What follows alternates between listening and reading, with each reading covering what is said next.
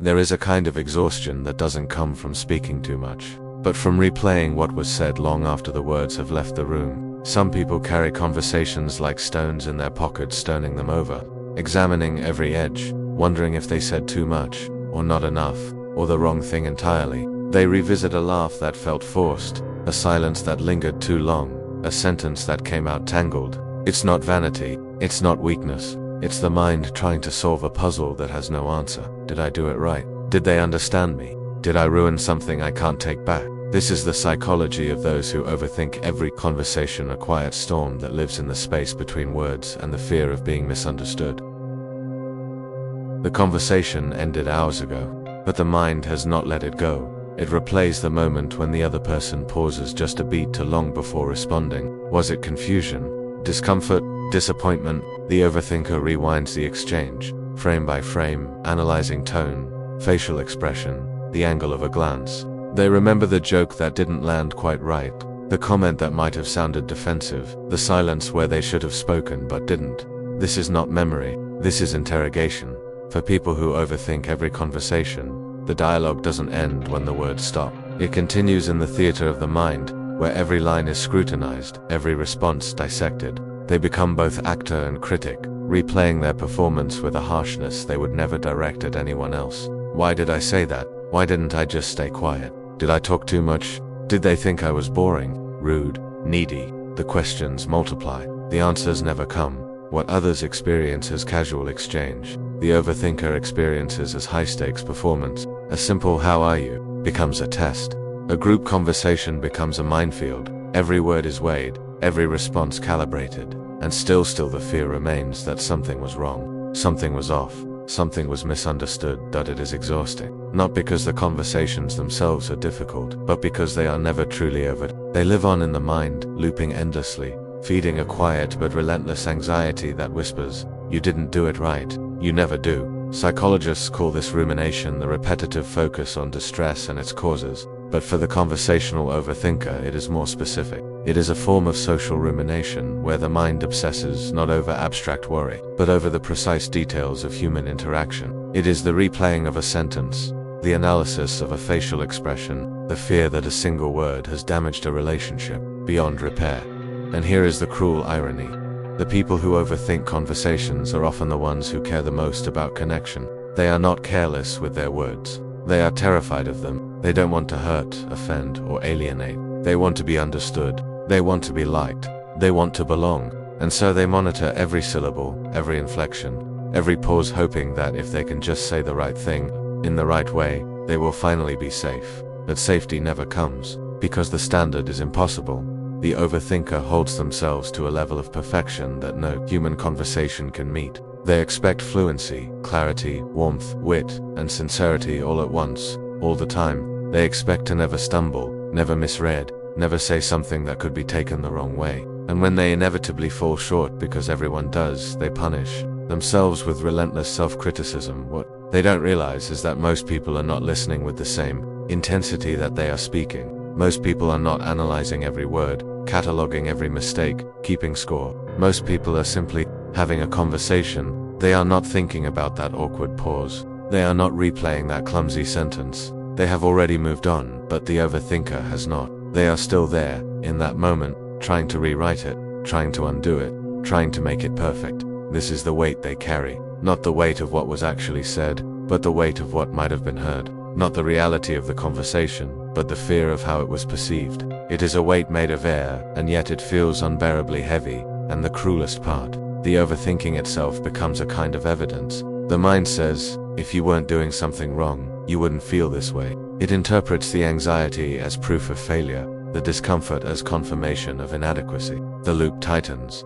But feeling anxious about a conversation does not mean the conversation went badly. Replaying a moment does not mean the moment was broken. Sometimes, the only thing wrong is the lens through which it is being viewed, a lens shaped by fear, by perfectionism, by a desperate need to control how others see you. Because that is what this is. At its core, a fear of being seen and misunderstood, a fear of being judged and found lacking, a fear that if you say the wrong thing, you will be rejected, abandoned, forgotten. That it is not really about the words. It never was. It is about the ache of wanting to be known and the terror that you never will be.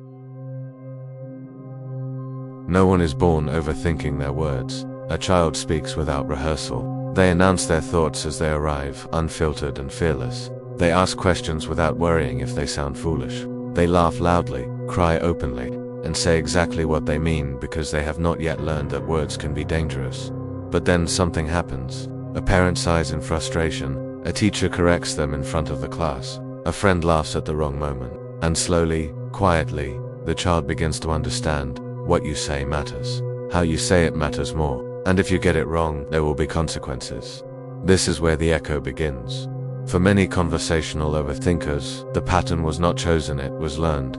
It was a survival strategy, adapted in response to an environment where words were scrutinized, misunderstood, or weaponized. Perhaps they grew up in a home where tone mattered more than meaning, where a misstep in language could trigger anger, withdrawal, or coldness. Perhaps they were children who learned to read the room before they spoke, measuring their parents' moods, adjusting their voices to keep the peace. Psychologists call this hypervigilance, a heightened state of awareness developed in response to unpredictability or emotional threat. When a child cannot predict how their words will be received, they begin to monitor everything: their volume, their phrasing, their timing. They learn to speak carefully, not freely. They learn that silence is safer than risk, and so the habit forms. Not all at once, but gradually, like a path worn into the earth by repetition. The child becomes the teenager who rehearses what they'll say before they say it. The teenager becomes the adult who replays conversations for hours, searching for the mistake that might explain why someone seemed distant,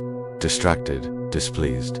Attachment theory offers another lens. Those who grew up with inconsistent or emotionally unavailable caregivers often develop what researchers call anxious attachment, a relational style marked by a deep fear of rejection and a constant need for reassurance. For these individuals, every conversation carries an undercurrent of anxiety. Are they still interested in me? Did I say something wrong? Are they pulling away? They learned early that connection is fragile, that love can be conditional, that one wrong word, one misread moment, could mean abandonment, and so they became vigilant. They began to overthink not because they were neurotic, but because they were trying to prevent loss. Social anxiety, too, plays a role. For those who have been humiliated, mocked, or excluded, conversation becomes a stage where judgment feels inevitable. They remember the time they mispronounced a word and everyone laughed, the time they shared an opinion and were met with silence, the time they tried to join a conversation and felt invisible. These memories don't fade, they calcify into beliefs. I am awkward. I am boring. I always say the wrong thing. And so they begin to edit themselves in real time. They monitor their facial expressions, their hand gestures, the cadence of their voice. They become performers in their own lives, always aware of the audience, always afraid of failing the audition. The conversation becomes secondary to the performance anxiety. The connection they crave is buried beneath the fear of being seen and found wanting. But here is what the overthinker does not always see. The voice in their head is not their own. It is an internalized critic, built from years of external judgment, misunderstanding, and pain. It is the voice of the parent who said, "Why would you say that?" The teacher who corrected them harshly, the peer who made them feel small. Over time, that voice became their own. They learned to criticize themselves before anyone else could. This is the tragedy of conversational overthinking. It is not a character flaw. It is a wound that was never allowed to heal. It is the residue of moments when words were weaponized, when expression was punished, when the need to be understood was met with indifference or contempt. And yet, the pattern persists not because it works, but because it feels necessary. The overthinker believes that if they can just analyze enough, prepare enough, control enough, they will finally get it right. They will finally be safe. They will finally be accepted. But the cost is immense. They spend so much energy trying to manage how they are perceived that they lose touch with what they actually want to say. They become so focused on avoiding mistakes that they forget the purpose of conversation, connection, not perfection.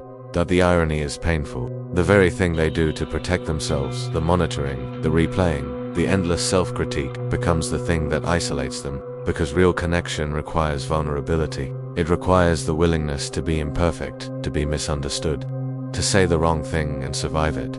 And that is the thing the overthinker was never taught.